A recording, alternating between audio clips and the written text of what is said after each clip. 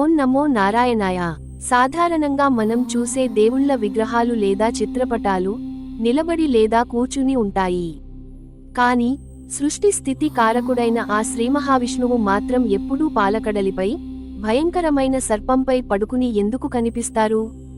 ఆయన పాదాల చెంత లక్ష్మీదేవి ఎందుకు కూర్చుని ఉంటుంది? దీని వెనుక ఉన్న ఆధ్యాత్మిక రహస్యం ఏమిటి?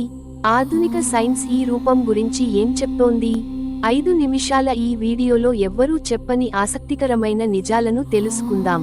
మొదట ఆధ్యాత్మిక కోణాన్ని చూద్దాం. విష్ణుమూర్తి పవళించిన ఆ క్షీరసాగరం, పాలకడలి మరేదో కాదు. అది మన ప్రశాంతమైన నిశ్చల మనస్సుకు ప్రతీక. ఆయన పడుకున్న 5 పడగల శేషనాగు. మానవుడిలో ఉండే 5 జ్ఞానేంద్రియాలు కళ్ళు, ముక్కు, చెవులు, నాలుక, చర్మం మరియు కామ, క్రోధ, లోభ, మోహ, మద, మాత్సర్యాలనే వికారాలకు ప్రతీక. అంత భయంకరమైన పాముపై విష్ణుమూర్తి ప్రశాంతంగా పడుకున్నారంటే ఎవరైతే తమ ఇంద్రియాలను, కోపతాపాలను అదుపులో ఉంచుకుంటారో వారి మనస్సు పాలకడలిలా ప్రశాంతంగా మారుతుందని అర్థం. ఇక లక్ష్మీదేవి ఆయన పాదాల చెంత ఉండటం అంటే ఎక్కడైతే ఇంద్రియ నిగ్రహం, ప్రశాంతత, ధర్మం ఉంటాయో అక్కడ సంపద, లక్ష్మి మోకరిల్లుతుందని పురాణాలు చెప్తున్నాయి. ఇప్పుడు దీని వెనుక ఉన్న సైన్స్ చూస్తే మీరు ఆశ్చర్యపోతారు. సైన్స్ ప్రకారం మన విశ్వం అంతా శూన్యం, డార్క్ మ్యాటర్ మరియు కాస్మిక్ ఎనర్జీతో నిండి ఉంది. మనం ఉండే గెలాక్సీని మిల్కీవే గెలాక్సీ, పాలపుంత అంటాం. మన పూర్వీకులు దీనినే క్షీరసాగరం అన్నారు. ఇక శేషనాగు అనేది అనంత కాలానికి లేదా గురుత్వాకర్షణ శక్తికి ప్రతీక. విశ్వంలో గ్రహాలన్నీ ఒకదానికొకటి ఢీకొనకుండా ఒక క్రమ పద్ధతిలో తిరగడానికి కారణం ఈ శక్తే. విష్ణుమూర్తి ఆ శక్తిపై శయనించడం అంటే ఈ అనంత విశ్వాన్ని నడిపించే సుప్రీం ఎనర్జీ లేదా కాస్మిక్ పవర్ ఆయనే అని అర్థం.